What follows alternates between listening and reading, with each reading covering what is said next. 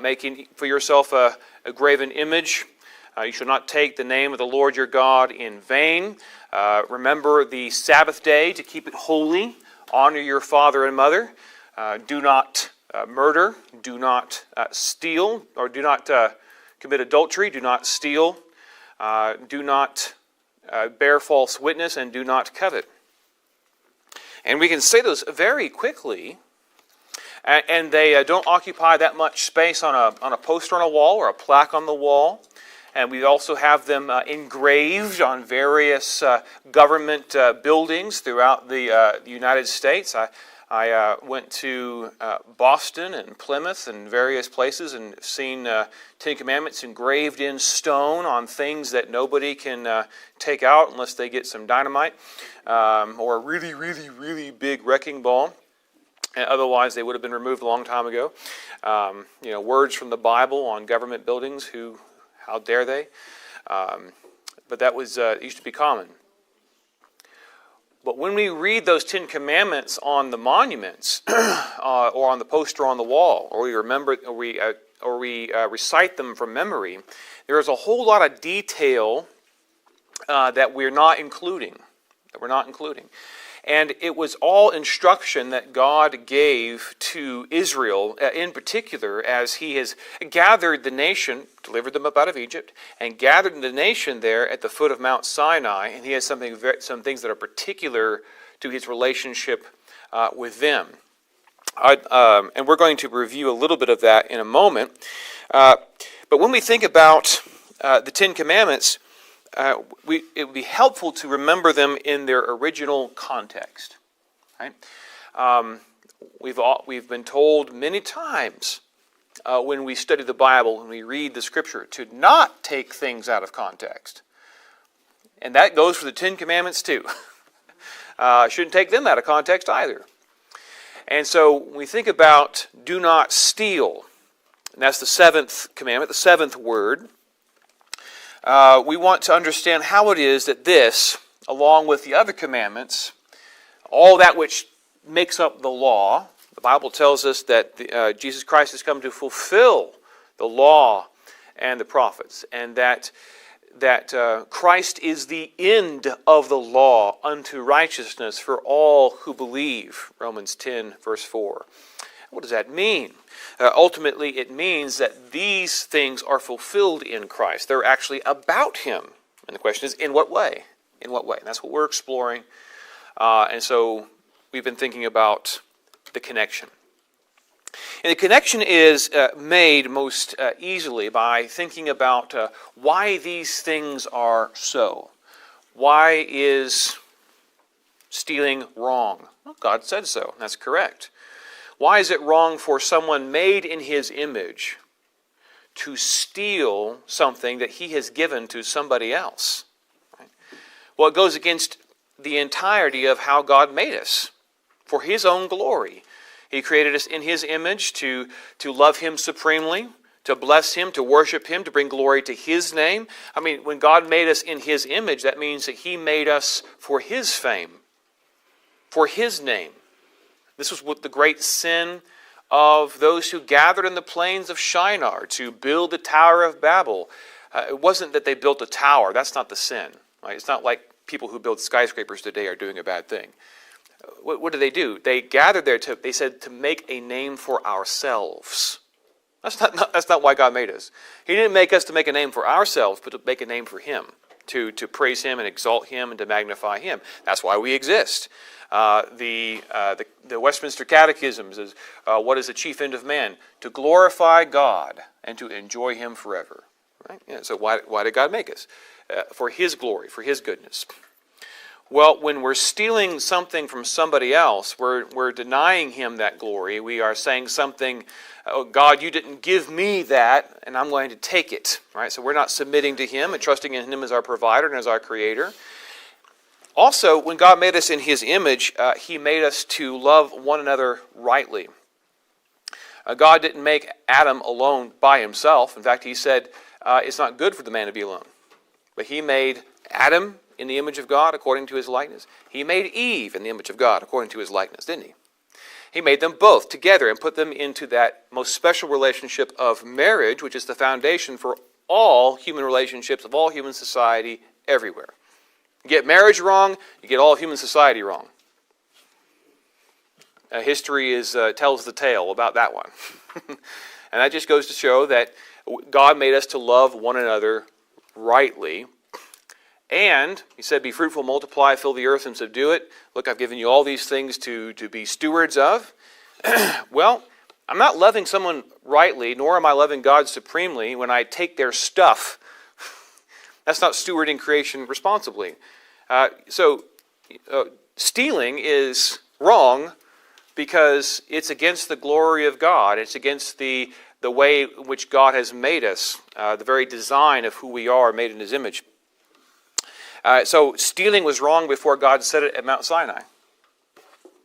It was wrong in the days of Adam and Eve when they stole from God's tree that God said, you can have all of you want over here, but nothing from this tree. And they stole. That wasn't yours, Adam and Eve. That tree's not yours to eat from. They stole. It was wrong then. It was wrong before God said it at Sinai. And we thought about that, and we thought about how it is that God is the provider, and all life belongs to Him. We thought about His relationship with Noah, as He made a covenant with Noah. And God also made a covenant with Abraham. And God promised to him a great people, promised to him a place, promised to greatly bless Abraham and his seed, and made a covenant with Abraham. And Abraham is presented with these promises.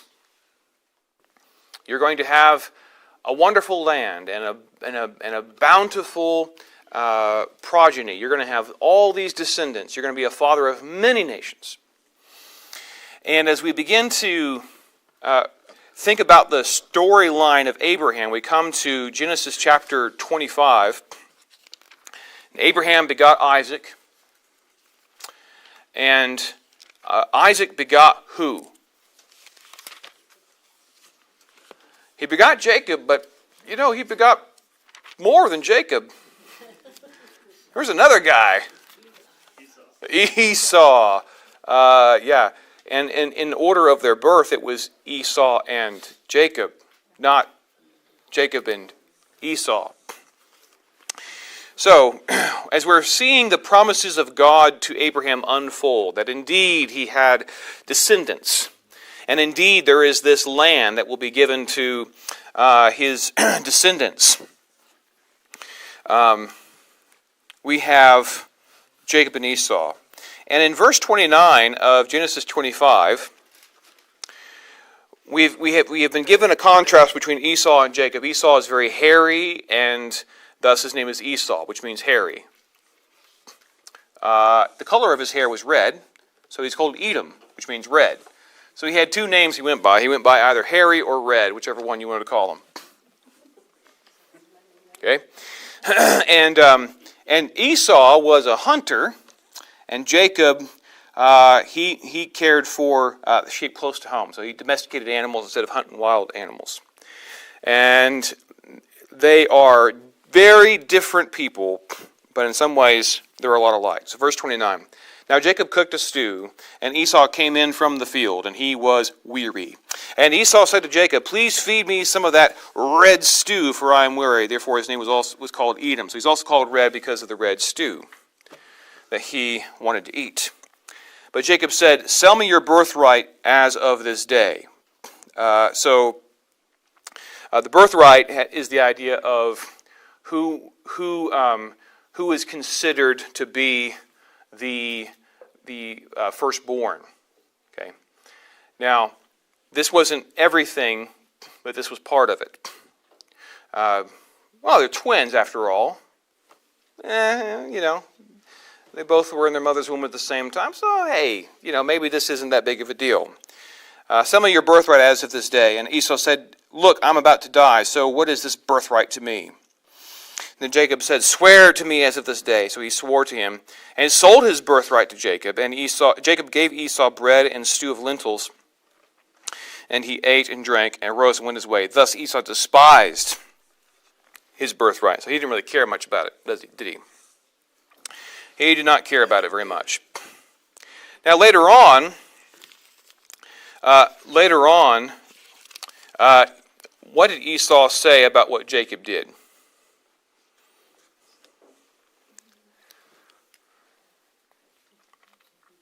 He was fine with it. No. Well, to add insult to injury, Jacob conspired with his mother.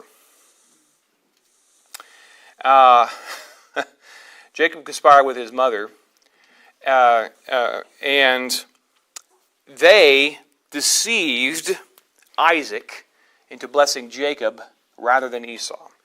Jacob put on Esau's clothes, and he put the skins of woolly animals on his arms so he would feel hairy just like his brother.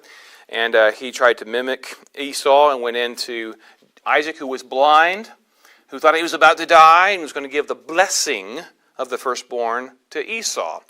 But Jacob tricked him, and his mother made stew to taste like that which Esau would make. And Isaac ended up blessing Jacob as the firstborn. Jacob has the birthright and the blessing. Well, Esau did not care for that. So verse 35, when Esau found out, Isaac says to Esau, who's crying with a great and bitter cry, and Isaac says in verse 35, but he said, your brother came with deceit. He came with deceit and has taken away your blessing. Now, when we studied the word for steal in the original Hebrew, that's exactly what it means, to take with deceit. So Isaac says, Esau, Jacob has stolen your blessing. And Esau said, is he not rightly named Jacob? Which literally means heel grabber. If you're in a fight and you're on the ground, and you grab somebody's heel and lift up, that person is usually, they fall down. Okay, supplanter, heel grabber, somebody who trips somebody else up, who tricks them, who deceives them. Is he not rightly named Jacob, for he has supplanted me these 2 times? He took away my birthright, and now, look, he has taken away my blessing. So Esau is saying, Jacob has stolen from me. And he had. It's a strange thing, isn't it? When you read the story of Jacob and Esau. Esau was a rough guy, married several wives, none of them very caring about the Lord God, idolaters. But then again, and even though Esau was murderously hateful and bitter towards his brother, was his brother such a stand-up guy? What about this Jacob? It's hard to figure when God said to their mother, Jacob I have loved, Esau I have hated. And before they ever got into these fights, before Jacob ever tricked his brother, before Esau was ever bitter against before any of that, God said, Jacob I have loved, Esau I have hated. And how do we tell the difference? How do we tell the difference in the storyline? One of the most interesting chapters, I think, in all the Bible is Genesis 36. And when you read Genesis 36, it is the story, the entire history of the family of Esau, the dynasty of Esau, all the things that happened, how his descendants ended up becoming a nation called Edom. And you'll read about Edom in the Old Testament and the different ways that they were political enemies of Israel and so on. What's interesting about Genesis 36 and all of the kings and dynasty and wealth of Esau and his descendants? God is not mentioned one time. What does it look like? What is one expression of what it looks like when God says he hates someone? He leaves them entirely alone. Right? So, despite what our culture may think, It is not love for God to say, you do you. In the Bible, that's an expression of his hatred. You do you, all you want. I'm hands off. That's hatred. That's not love. What about Jacob? God hounded Jacob. Didn't let Jacob alone. When Jacob was on the run, having stolen the birthright and the blessing from Esau, and he's heading out to his relatives, Laban, because his mom doesn't want to see Esau kill Jacob and then Esau have to die because he murdered somebody. She's afraid she'd lose both sons in one day. So the parents, they send Jacob away, and Jacob's on his way out. And he stops at a place and goes to sleep with a stone as a pillow, and what happens? God hounds him. He sees a vision. He sees a ladder going to heaven, a steep stairway going up to heaven. Angels of God ascending and descending upon it, and God repeats the blessing, the promise, covenantal promises that he made to Abraham and to Isaac. He says them to Jacob. And Jacob says, surely I did not know that God was in this place. And he sets the stone up as a monument. It says, this is Bethel, the house of God. And Jacob goes on to go to meet Laban. On the way, he sees a young woman coming in with a flock of sheep, and boy, is he taken with her, and finds out that she's of his relative's house, which is a signal that she's one that he could probably marry. And all of the shepherds had gathered together around this well, and nobody had removed this massive stone covering off the well. And he's like, why are you not watering your flocks? And he knows how to tend to sheep. So we got to wait till everyone's here so that we can all work together to move the stone off. This is apparently some sort of truce and treaty that they've made with one another. He says, forget that. And Jacob does the work of 10 men and lifts this stone off of the cover of the well. Now, did he do that simply because he'd been working out? He'd do that because he was inspired by love. And the power of God was upon him. God is working in his life. And he meets Laban, works for Laban, and Laban finally says, okay, what do you want to work for? And Jacob says, I'll work for your daughter's hand. He didn't have anything to pay Laban as a dowry, so he's like, I'll work for Rachel's hand. For 7 years, I'll work for you. Laban says, deal. And he steals from Jacob. He stole 7 years of labor from Jacob and tricked Jacob when Jacob was good and drunk on the wedding week. They drink, feast all week long. And the wedding night, the older sister, Leah, she's given to Jacob as a wife. Jacob just got stole from. 7 years. Did not get what he had bargained for. And so he works a whole another 7 years for Rachel's hand as well.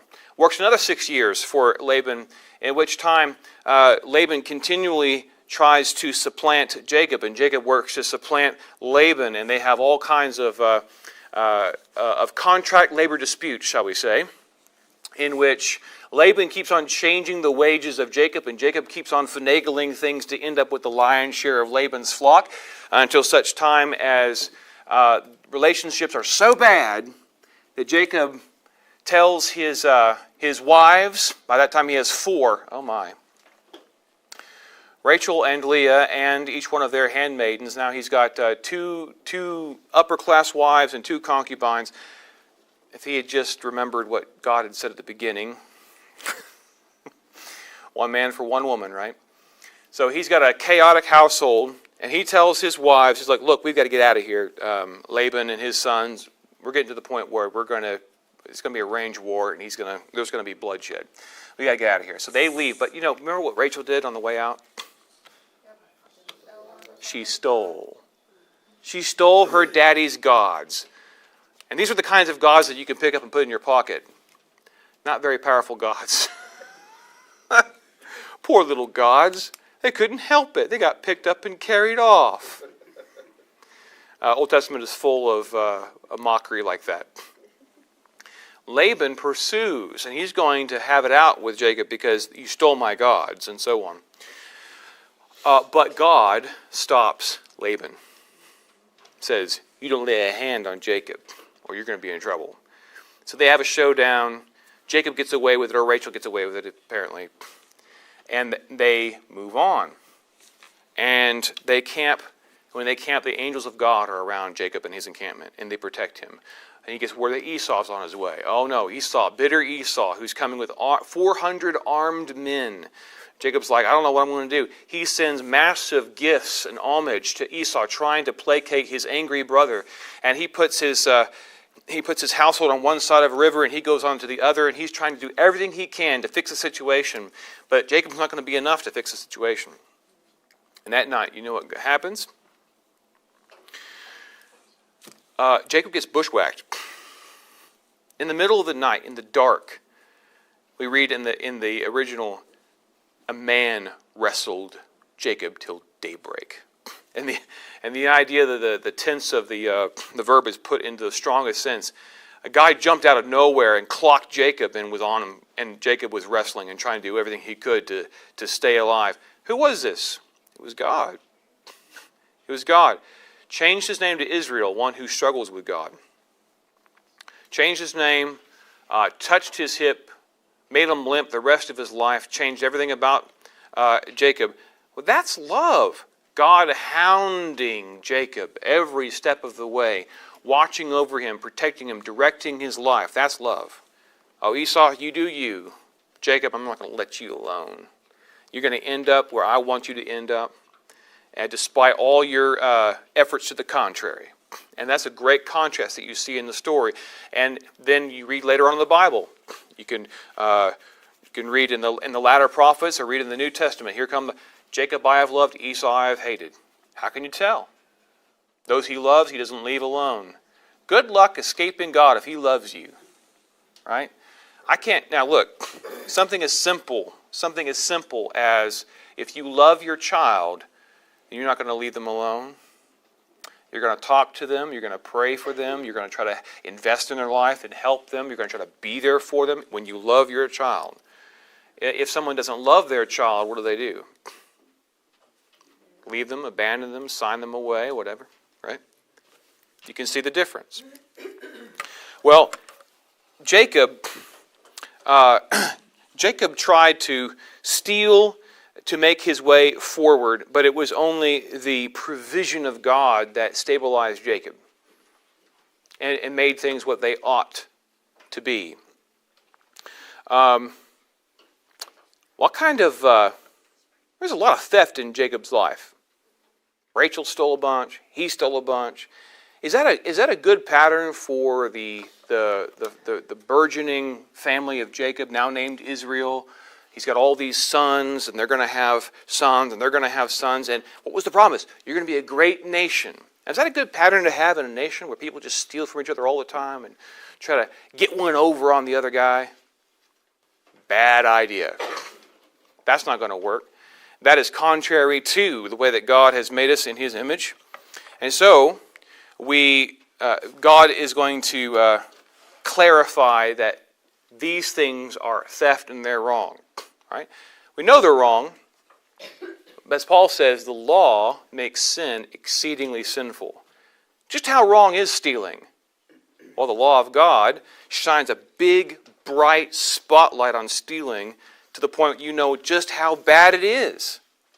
That's some of that's kind of uncomfortable. You read the Bible, you read the law of God, and then we discover just how exceedingly sinful sin really is. Right?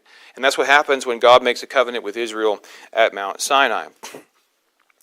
We're told in the New Testament that God's law was added. In Galatians, we're told, Galatians 3, God's law was added because of transgressions.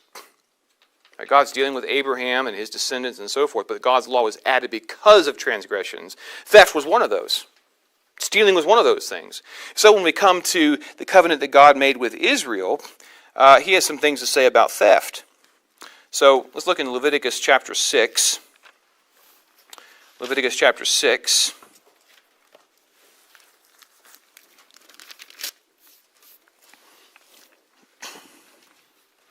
and verses 1 through 7. Now, of course, the seventh commandment, the seventh word says, do not steal. Well, what if someone does steal? What then? Now, there's more clarification about how this is going to work in the life of Israel. And the Lord spoke to Moses, saying, if a person sins and commits a trespass against the Lord by lying to his neighbor about what was delivered to him for safekeeping, or about a pledge, or about a robbery, or if he's extorted from his neighbor, or if he has found what was lost and lies concerning it, and swears falsely. Wow. You know how it is. You tell a child, don't do this. And like, yeah, but can I do this? I'll find some sort of loophole, right? Every April 15th, right? Everyone's like, how many loopholes can we get through so we don't, here's all the laws, and then somebody is like, yeah, but here's all the loopholes, right? A constant battle between laws and loopholes. Well, here, we know it's wrong to steal, but someone's like, well, I didn't take something from someone, I just didn't let them know that I had it, but it was theirs. No, you see how the law shows how exceedingly sinful sin is, by clarifying it. So, in any one of these things that a man may do in which he sins, verse 4, then it shall be, because he has sinned and is guilty, that he shall restore what he has stolen, or the thing which he has extorted, or what was delivered to him for safekeeping, or the lost thing which he has found, or all that which about he has sworn falsely. He shall restore its full value, add 1/5 more to it, and give it to whomever it belongs on the day of his trespass offering.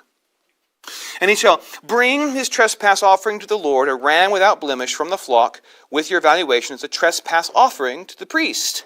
So the priest shall make atonement for him before the Lord, and he shall be forgiven for any one of these things that he may have done in which he trespasses. Now, it's very interesting, isn't it? One of the ways in which sometimes the Old Testament law is understood is to divide it up into three parts, as kind of an explanation as to why some of it still matters and some of it doesn't. Okay? In other words, the Ten Commandments is often described as the moral law, which still matters today. And then there are other laws like sacrifices and rituals and stuff, and that's a ceremonial law, and all that was fulfilled in Jesus, so we don't do that anymore.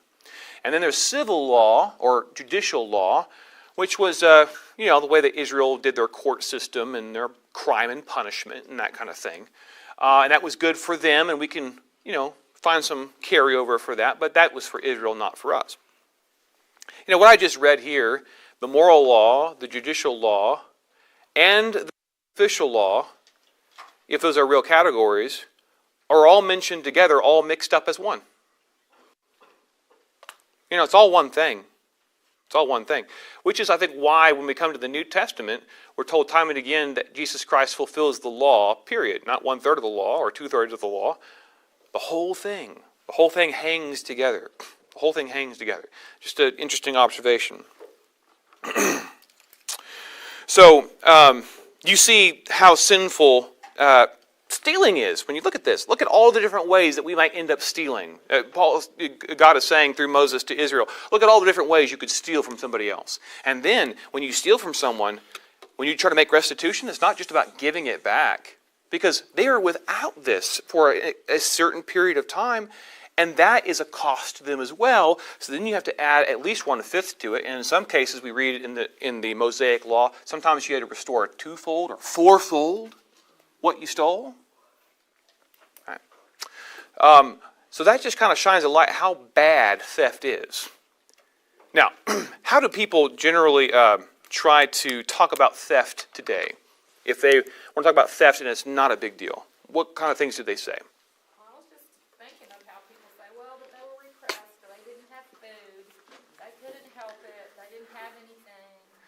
Right. So their environment, if you're in a bad environment, then theft is, protoplasm under certain heat and conditions just has a natural reaction, and who can complain? Right? Right, it's yours and my fault, too. Don't forget that. Right, that's certain stimuli, right? So here's, here's just an organism that is being put under certain stressors, and it has a certain chemical reaction. So there's nothing really wrong about that. You just need to change the environment in which this protoplasm exists. Do you see that's the evolutionary, materialistic mindset, right? But the people who might say that, when they get stolen from, they get angry. Like until that person's car is stolen, and then they're like, "Hey, that's not fair." Well, where does that come from? God has made us in His image. Therefore, we know it's wrong when someone steals from us. We might steal from others and try to suppress the truth and unrighteousness and try to give it some sort of name. But the law shows us just how sinful sin really is. And there's a lot of other passages to read about theft in the Mosaic Law. There's a lot of passages about it. And the way in which it's described and all the ways that you have to make restitution for it just shows you what a huge problem stealing is. What a horrible thing stealing is in a society, and how much you have to do to try to make it right. And even when you try to make it right, all the things that have gone wrong, all you can do is offer a sacrifice to God and say, "Oh, God, forgive us and heal our broken society." A brief word about King David, and we'll be done. When we think about the covenant that God made with David, we just heard this wonderful reading of the scriptures from our brother Andrew about, did you see how the focus in Kings was like, well, this king, and then that king, and this king, and that king, and all the ups and downs of the nation were completely tied to that one king. Well, that's the nature of it. God made a covenant with Israel at large, but then it's all consolidated down to one king and how he does. Okay? David begot Solomon, and Solomon wrote a wonderful book called Proverbs, in which he says, "Listen, my son." And he specifically warns his son, this is wisdom for kings, do not hang out with people who steal. Proverbs chapter 1. In Proverbs chapter 1, verses 13 through 15, he says, "Do not hang out with those who say, 'Let's go lay in wait.' Wait for someone to come along. Let's bushwhack them, take their stuff, divide the spoil." Solomon says, "Son, do not hang out with those people." Hey, that's great wisdom. A father to a son. That's a bad idea. Wisdom for kings. And it doesn't matter which way we cut it. Whenever we look at the covenants that God made with man, whether Noah or Abraham or Israel and David, they're all in the shape of the image of God, hearkening back to the way that God designed us in the garden and looking forward to the revelation of Jesus Christ, who is the image of the invisible God. And we'll pick up on what Jesus thinks about stealing and theft next time. All right? That's the plan. All right. Well, let's close by singing the doxology.